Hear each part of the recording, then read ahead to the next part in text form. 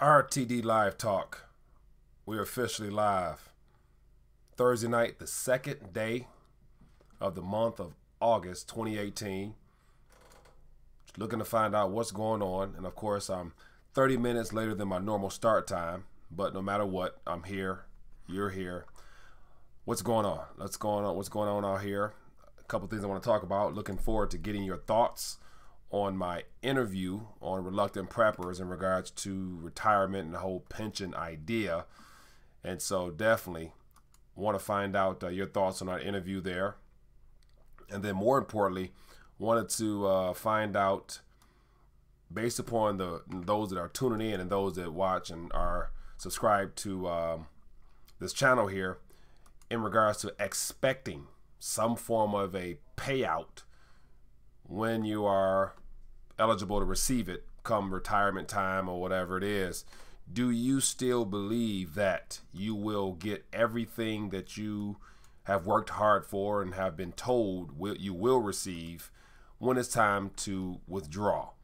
And so I'm looking to see if anybody over the last how many ever months, years, or whatever of, just being in the alternative media mindset of thinking outside the box, having unplugged yourself from the matrix. Do you still believe in the conventional format of retirement, or have you transcended yourself and moved on and have better plans to basically be a little bit more proactive with your own financial future, as opposed to allowing it to be up to someone else? So from that, let me know your thoughts on that. Definitely leave a comment there in the comment section, or call in. Number above my head, 833-LIVE-RTD, also below the screen. And so I got the clock is ticking. We got 28 minutes of back and forth time for whoever wants to call in and share what's in your mind. And then also what's happening in your area. Anything that is worthy of being recorded or reported on the news that may not be getting much airplay. Looking forward to finding out what that is. And as always, if we have any new viewers, let me know where you're watching from, and definitely give you a quick shout out real quick. So we got Pat. What's up, my friend? We got Yimmy. What's up? How you doing? It says, let's talk about gold going below 1208 tonight. I think we are headed to 1770. Yep, I haven't checked the prices of anything today, but let me see what they're talking about. And so quantitative normalization continues driving gold lower. So I'm going to click on a couple articles since we're here and see what they're saying out in the mainstream media. It says quantitative normalization continues driving gold lower. Said gold bears are just getting started. Look for $1,000 gold. That will be exciting. It's a flash sale, people. Take advantage of a flash sale. But we have a caller, so let's get right into it today. Hello, caller. What's your name? Where you calling from? This is Craig out of Beaumont. Craig out of Beaumont. What's on your mind tonight? Well, do me a favor. Do me a favor, real quick. Yeah. Can you mute the screen? Because I hear myself. Okay, what I was saying was, is that better? Yep, sounds better. Go ahead. Okay, what I was saying was that a lot of the people that's currently checking out, as far as like retirement, on the verge of checking out. Yeah. They pretty much kind of like going like business as usual. Mm-hmm. There's no real great upsets. Right. And so that's one of the advantages of this whole shift occurring right at this moment in time, because the baby boomers, for the most part, are still receiving full-fledged checks or whatnot. There haven't been any type of adjustments, really, even though I've done news reports in the past of a lot of pension fund, as well as a variety of corporations that are in charge of funds, are sending out massive amount of letters mentioning that they're looking to reallocate or readjust the payouts a little bit. And so those are the ones we're not hearing much about, but I don't think it's hit mainstream just yet. But there are a few people, I'm sure, that are concerned. Reason I say that is because I see more and more older citizens working in retail places these days, primarily as greeters or whatnot. So that lets me know I'm sure they're not working just for fun. So I'd imagine they're using a subsidized low that income on top of what they may or may not be receiving. So, but I'm sure it's coming though. Yeah, but here's the thing. I think the question would be better expressed or get to paint a better picture of it. Mm-hmm. You need to look at the demographics. Yeah. Prior to the baby boomers, they were talking about the career baby boomers, which are the guys that were like had manufacturing jobs. The early baby boomers. Then you had others that was like professionals, as far as like nursing and accounting and all that stuff. Those kind of fields. Mm-hmm. Those areas right there is not the same now. Yeah. Actually, they don't have a heavy influence anymore. What does have a heavy influence is the construction. Yeah. And what's been really underplayed and overlooked and really been kept quiet, I feel, because I'm in the construction industry myself. Okay. But the thing about it is that when you have a workforce that has a major impact, and it's immediate impact on local economy. Mm-hmm. I mean, you can see things as far as like pricing, as far as like motels when they have a big job going on. Yeah. Prices skyrocket, and and it starts with the lodging, and then it trickles down to the purchasing of transportation vehicles, and then it cascades down to the purchasing of homes in those areas where they're doing the construction, or as you would say, expanding the local economy. Yeah. And what people don't realize is that when that job is over, there's a huge backdraft. Mm-hmm. The job is finished. The people have moved on. That money is no longer going there. So people have to go back to what things used to be. Yeah. So they have to redefine a new norm. Yeah. Yeah. And that's where the problem really comes in, because the new norm reflects, in a sense, a local inflation. Yeah. Now, what you're speaking on definitely, I'm sure, is very apparent in smaller towns especially. And so would you say some of those same concepts are relevant for the major metropolitan areas, or are you more so talking about small areas that, you probably have experience with, probably from the construction area yourself? Well, that too, I mean, that's not quite way to look at that question I would really want to look at it. Okay. The way I really am looking at it makes sense. In a layman's term, it's showing you have macroeconomics, and then you have microeconomics. Yeah. So it's really a two-part question when you start talking about retirements. Because when you look at retirements, you have to look at the macroeconomics, which is all the small little micros in a whole, basically, in a sense. Right. And then you have the micro, which is at the local economy of these sales. Yeah. So it would really take a in-depth analysis over each and every one of these hot spots. Like let's take one out there, Washington State. They had a pretty good boom. Seattle, a lot of expansion. They've had more expansion where the housing became a issue. I have friends out there that's working now. They have to commute anywhere from an hour to an hour and a half just to get to the job site because the lodging pricing had gotten out of sight. Yeah. Yeah. So you'll have those things. You have those things affecting microeconomics, and then on the macroeconomics, which is on the whole, that right there starts showing something that goes towards the GDP as far as like on services. Yeah. Now you're not really producing a product, but it's still a service and it's still revenue, so it will show up on the gross domestic product, right. On the GDP reports. So. Right. And then those are things that you. Yeah. Those are the things that you really have to take and analyze in context for what it is, because you're not producing an actual service. Yeah. I mean, you're not producing an actual product per se. You're producing a place to make a product, which is we're deeming services. Right. And then they have a lot of those services that are performed there, but the money's being outsourced. Like the other thing that they don't tell you is for instance, I can't say for namesake, I'm just gonna say XYZ Electric. Yeah. They make generations for gas burners, or they make what they call these natural the LNG plants. LNG plants. Okay. I just came off with one of those last year. Not familiar with that. Okay. okay, the thing about it is, even though the work's being performed there, and the workers do spend their money there locally while they're working there, Yeah. ultimately the bulk of their check goes back home. And, you know, these guys have the higher end up jobs, which are like engineers or technicians and everything. Even though we're there and we're spending money there in the local economy, the bulk of the money goes back to where we come from. Yeah. You know, so that's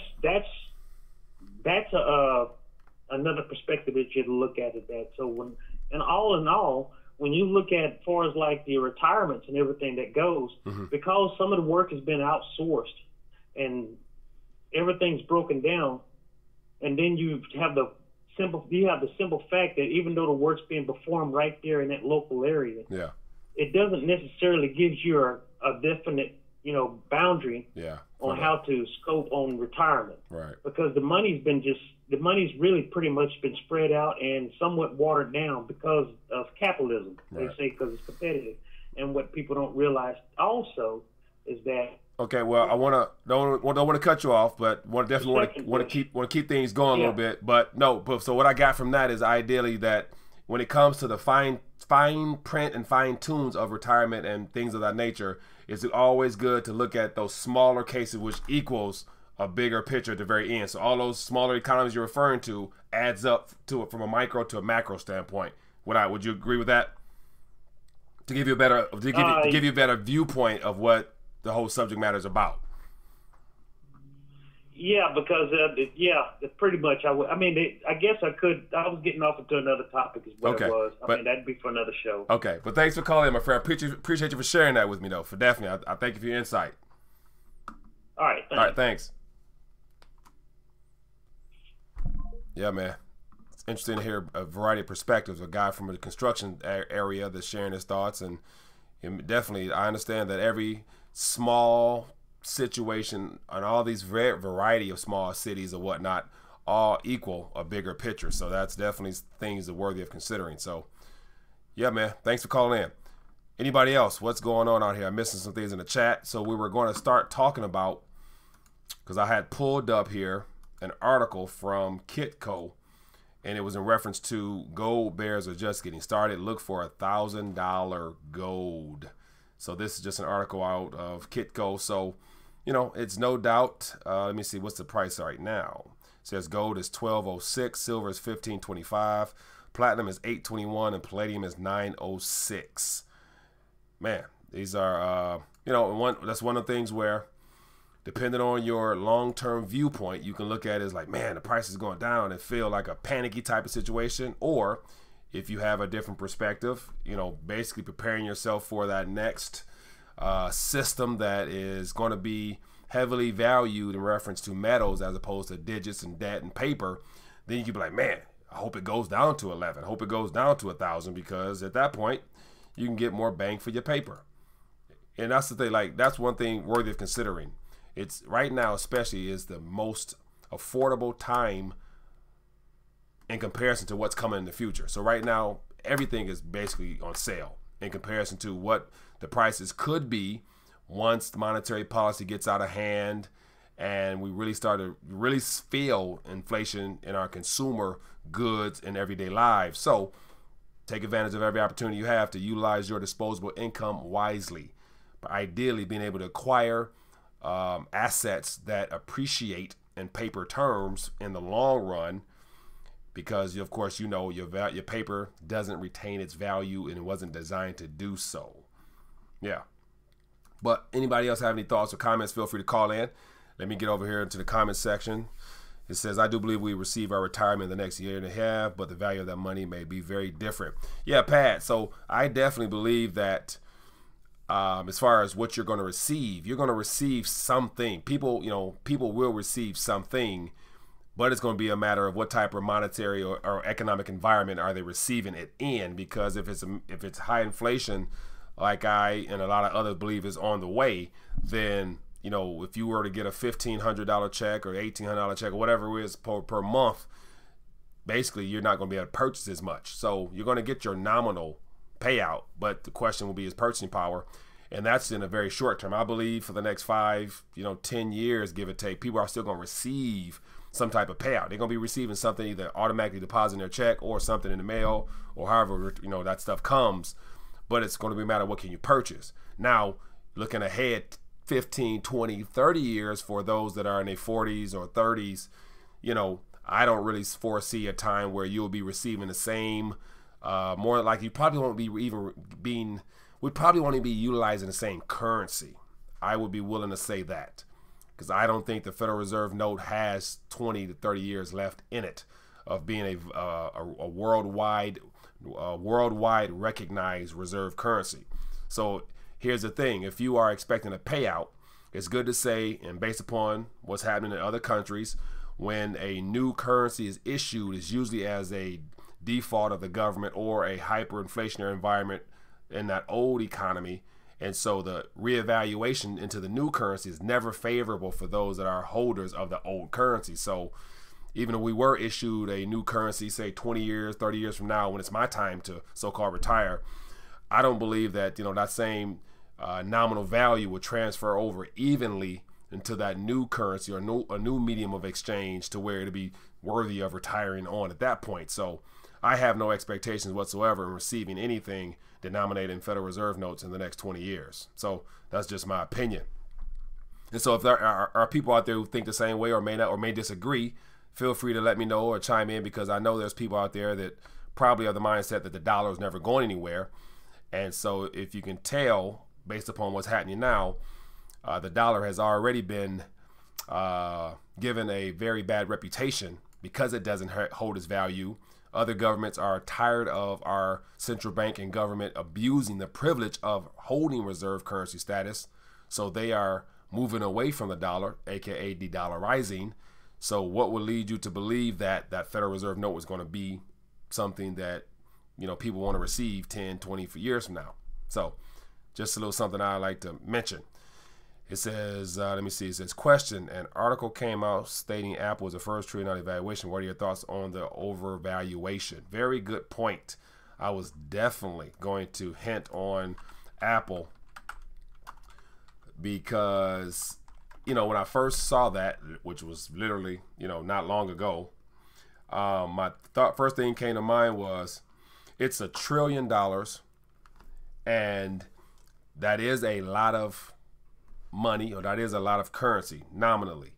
But I think about how a trillion now, as far as it being the most or the biggest market cap of a company in history, how that is historic. But then if you go back, you know, 50, 60 years ago, or even 100 years ago, back in the early 1900s, when, like, you know, say, I think there was a lot of steel companies that were I'm not sure, one of the bankers was a steel mogul. So he had the highest market cap for a steel company. And at that point, during that time frame, because of the money supply not being what it is now, I mean, there's $250 trillion worth of debt out there. So that $250 trillion worth of debt globally makes $1 trillion seem kind of small. So imagine you go back 100 years, there was probably, you know, global debt, you know, could have been, in dollar terms, say 500 billion total. And so the number one market cap corporation was a iron or steel company, perhaps, and it was probably market cap value was, you know, 10 billion, which at that time was like, oh man, 10 billion. I could never imagine 10 billion. Oh, that's crazy. I'm you know, rounding off or just guesstimating the numbers, but it's good to say. I would probably say whoever the steel mogul corporation was at that time, which is probably the number one most market cap value, whatever, was probably 1 billion more than likely. And at that time, that was an astronomical amount of money for a company to be valued at 1 billion. Here we are now, 100 years later, 1 trillion. In comparison to 250 trillion worth of debt, that's peanuts. And so, but the thing is, I believe a lot of that trillion is in cash. So them cats sitting on a lot of paper. Now, I heard they have a nice silver hoard as well. So they are probably well diversified, because I'm sure the Apple investors are aware that the Federal Reserve note ain't nothing they want to be holding for too long. But I think it's all due to the fact that, you know, right now the stock market is extremely overvalued. Therefore, every top corporation that's measured in regards to the PE ratio aspect of things is heavily inflated. So, will it go to 10 trillion, 20 trillion? Are you willing to invest? Do you have enough confidence and faith in Apple to invest in it now, assuming it's going to get bigger in the future? That's something worth thinking about. Something worth thinking about. Hello, caller. What's your name? Where you calling from? Hey, this is Jeff from Florida. Jeff from Florida. Hey, Mike, I wanted to ask you a quick question about your interview you had with the reluctant preppers about the retirement. Yep, go ahead. All right, well, I was thinking about, with the retirement that, that cost of living is going to keep going up, and in the future taxes are going to go up, and then you could put all this money away in your 401k or your IRA and all that. There's no guarantee you're even going to live that long. Right. So, I mean, I don't know if it's wise to put money in it, and especially if you don't even know what kind of return you're going to get on your investment. You may get 3, 4, 5% rate of return, and you put the money in the bank and let it sit there, and what kind of rate of return are you going to get just let it sit in the bank? We got to look at other avenues besides that. I think in the old days, when people got to retirement age, they would have their children and their relatives look after them. They wouldn't just sit in an old folks home or retirement waiting to pass away. Right. They had a family, and they all kind of looked out for each other. Right. So what's your thoughts on that and other alternatives besides a 401k or an IRA type of plan that people should go ahead and look forward for their retirement? Right. Okay. Very good point there. And so just to cover on our first part about the whole retirement aspect, just based upon my little small bit of research that I've done over the last couple months, give or take, and the information and books I've read, the word retirement really didn't grow until the latter part of this century here, because it was more so, as I mentioned during our interview, it was designed for the most part because all the products and services, all the instruments that have been dished out for people to invest in are all things that keeps your money in the system, which allows the banks to profit off of it based upon their commissions, and just basically allows them to fund operations so that they can speculate and, more importantly, really invest in those derivatives, which are a massive problem right now. Most people don't really consider the dangers of this derivative market and how basically all of this financial money has been utilized in a gambling sense for these banks and whatnot that are involved in derivatives. So that's another subject. But the idea that you are supposed to set aside a certain amount of money into a company and add to it periodically, expecting the economy around you to be healthy enough to return, as most of the payouts or most of the corporations advertise saying 7.5. They've been using 7.5 for the last couple of decades, to my knowledge, and it's more than documented now. Not too many are actually receiving 7.5 on the principal, so they're already going to have to make some adjustments there. So that's one thing to consider. Then you factor in who can really trust or count on the true rate of inflation from the Bureau of Labor Statistics. So I would imagine most people really know that when it comes to your consumer goods and energy, food, things of that nature, it's well beyond 6.5, 7.5% in most of the major cities. So that's the second thing to concern yourself with. Then all the things that say whether you pay pre-tax or post-tax, however that goes, no one ever talks about what the tax rate, as you mentioned, will be 10, 20, 30 years from now, given the fact that our monetary system is based upon debt, and everything our politicians and everything we do now as a human species, we're reaching into the future to extract future wealth to bring it to today. So that has to be paid back. So you think the future money is going to be cheaper than today's money? No, it's going to be more expensive to pay all that back. So that means they're going to have to continue to print and expand the money supply, which is going to make whatever you did save up look like peanuts in comparison to the money supply at that time when you're supposed to be collecting something. So you factor all those variables in, I wouldn't feel comfortable even trying to fathom a number. Like I did a video a while back, what's your number? Where there's commercials back in the day where people say, I need 600,000, I need $1 million, I need this. Do you think $1 million will be worth $1 million of purchasing power in 5 years from now, nevertheless 10, 20, 30 years from now?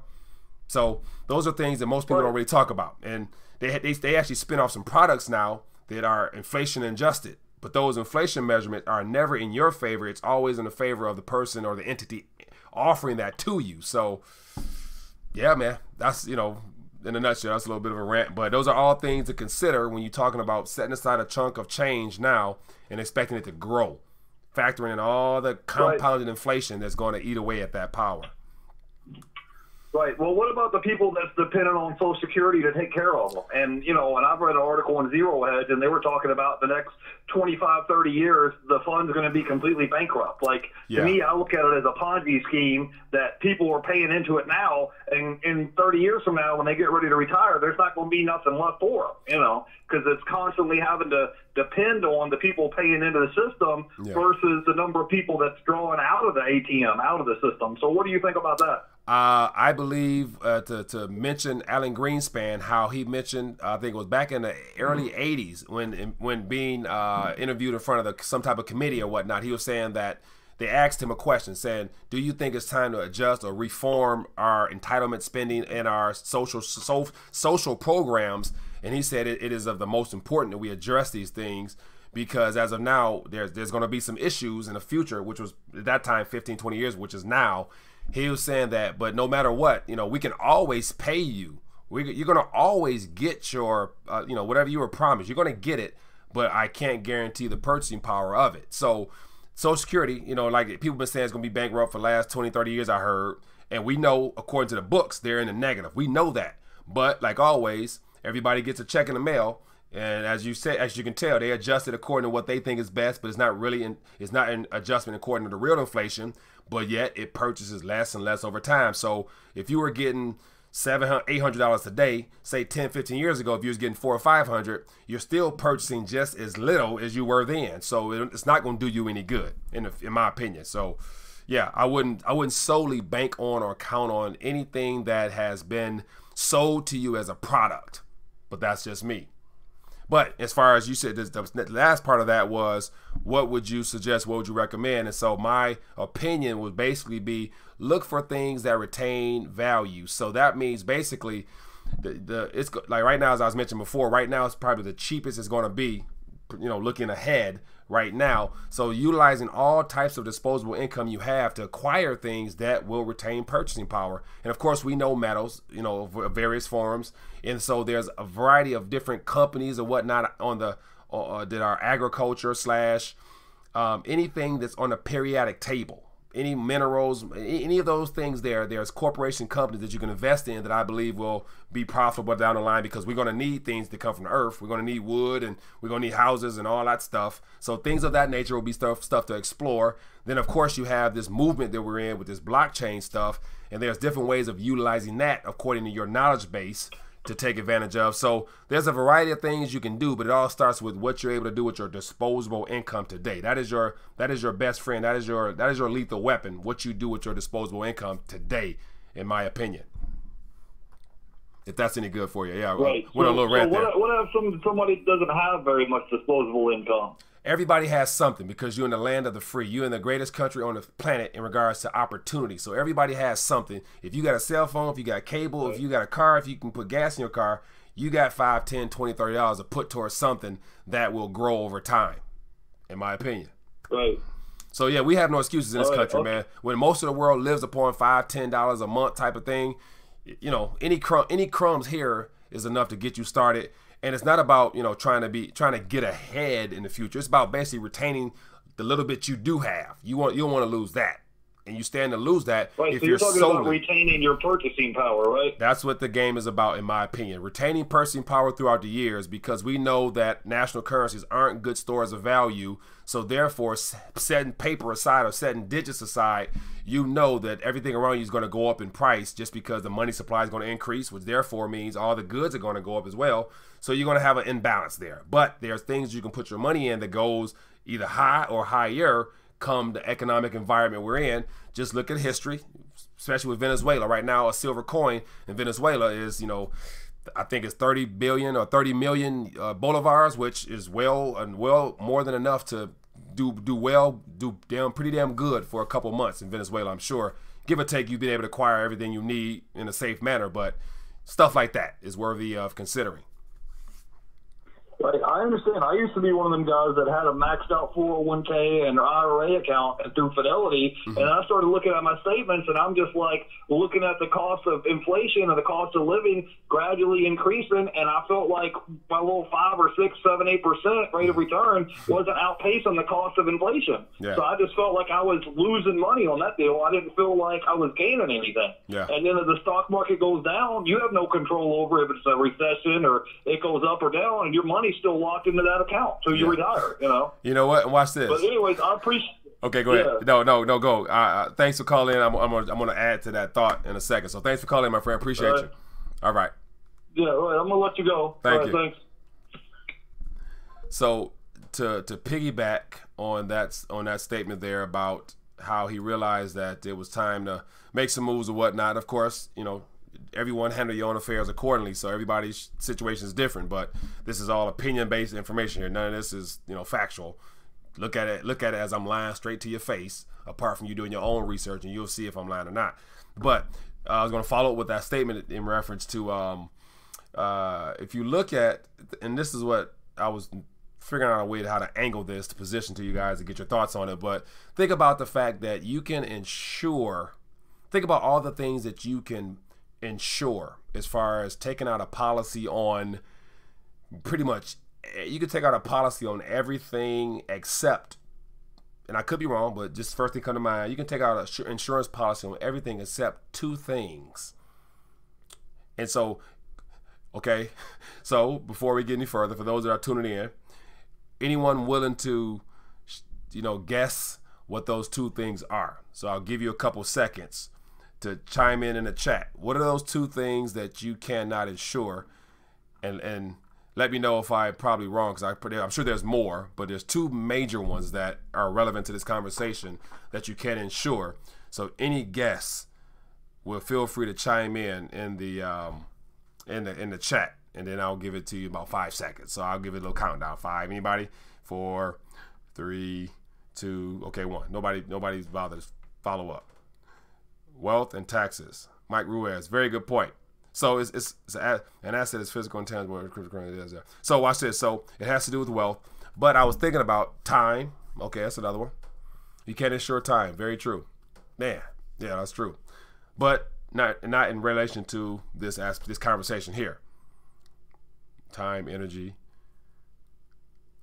Okay, almost there, but there's, unless I could be wrong, I'm sure someone's found a way to spin off a financial product to insure these 2 things. But what I was really thinking about was you cannot personally take out an insurance policy on your national currency, is 1, and 2, you can't take out an insurance policy, to my knowledge, but I could be wrong, but I ain't never seen it or heard about it, on your retirement portfolio.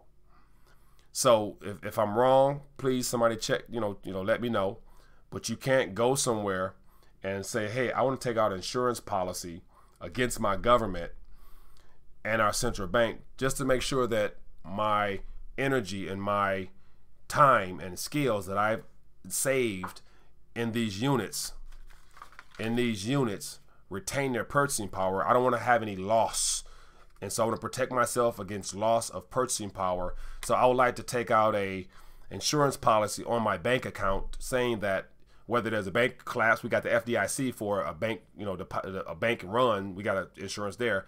But say if the monetary system collapsed, then I need to be insured as well to make sure my purchasing power is still available to me when I go to the bank or when I withdraw my funds. I want to make sure my purchasing power, my $1,000 or my $100,000 can still purchase $100,000 no matter what happening around our economy. So you can't insure your national currency. And then the second one, your retirement portfolio. And so, whenever some retirement statements come in the mail, I just look at them. I look at them and I read them and I look at the fine print and it says your account is on pace for this, or you're not on pace for this, whatever crap. And I'm thinking like, but it said, you read the fine print and it always says, but market conditions are not subject, whatever. You might experience loss, whatever. So it gives you the warnings of having your portfolio, having that type of vehicle, whatever. I think, what is it? Fidelity 2040, whatever it is, 2045, 2050, whatever. It says all the little fine print.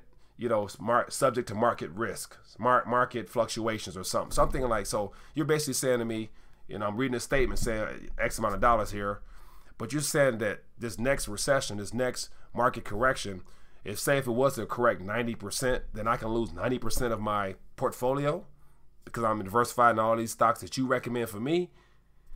So I'm like, okay, well, stop. Let me take out an insurance policy against you, against this portfolio, so that I'll make sure that if there is a 90% market correction and I lose 45, 50, or 80 or all of my wealth in my portfolio, then you are going to back it up. So, long story short, you can't insure national currency or your wealth portfolio apart from you being aware and monetarily informed and financially literate enough to say, hey, I solely don't want to be allocated in someone else's financial vehicles with them getting all the rewards, but me taking all the risk. So hence the idea of rethinking the dollar, as well as rethinking everything that has been mainstream. And so in my opinion, it's well worth your while to insure your own currencies or your own savings. It's crucial for you to insure your own portfolio. If you're going to be scattered and diversified in all types of things, make sure you got something anchored onto that. You know, like I always say, make sure you get your weight up so that you're well allocated in case there are some corrections that have to take place. So I just find those interesting that you can't really go out and take out policies directly from a company, as someone mentioned here, someone willing to take a third-party risk, but yet they'll be willing to insure your house, your car, your life insurance. They'll be willing to insure your jewelry, your guns, your whatever. They insure all those things. They can give you riders and all types of stuff to insure tangible stuff. But when it comes to your paper and digital products they sell to you, they're not willing to insure those things directly. So something you might want to keep in mind. But so anyway, yeah, I got all this carried away as that. So gold takes both of my eyes. Michael, that's my very point. Anything paper, digital, you need some insurance. You need your own personal insurance, in my opinion, in my humble opinion.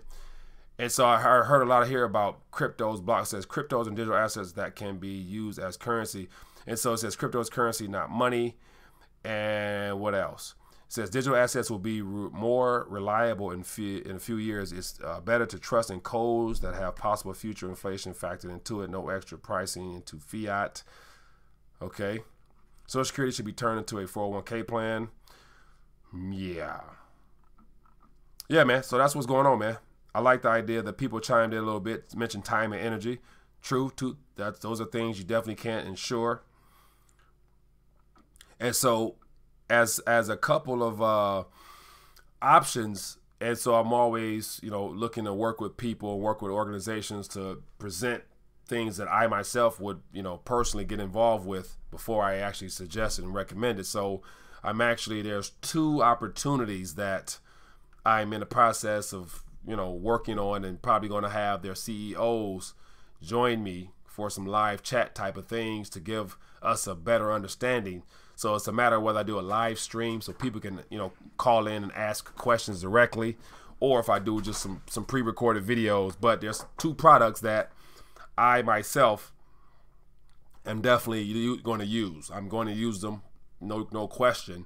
And so I don't want to go into too much detail, but I believe there will be viable options that you would, should consider if you're not already involved when they come.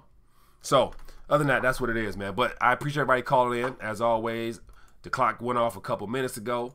So we are going to wrap it up as is. So as you see over here, Dollarcation webinar, more people are signing up. And I feel bad because I got some templates. I got a PowerPoint there. I just got to get to it. We got the Facebook page. People, I'm telling you, I'm going to actually show you because I got more people. There's more people that are joining it, joining the Facebook page, because I'm making a conscious effort to make sure I look for the hottest, most relevant stuff. Just because of time, I'm not able to cover every single video that I want. And so I make sure to try to at least share it on the Facebook page so people can get, find out exactly what's happening if you are interested in staying abreast as to the news. So I'm going to actually show you some of the things I've been putting up, which would all be worthy of a video if I had the time. But to give you an idea what's going on here, it says we got you know, all types of updates that I put throughout the day to give you an idea. All my videos, all types of articles. So I would definitely recommend you guys check that out. And so the links below, just sign up, join a group there, and go from there. And of course, I got people chiming in, sharing stuff. So thanks for what you do. Other than that, free ebook. We got all types of resources down below.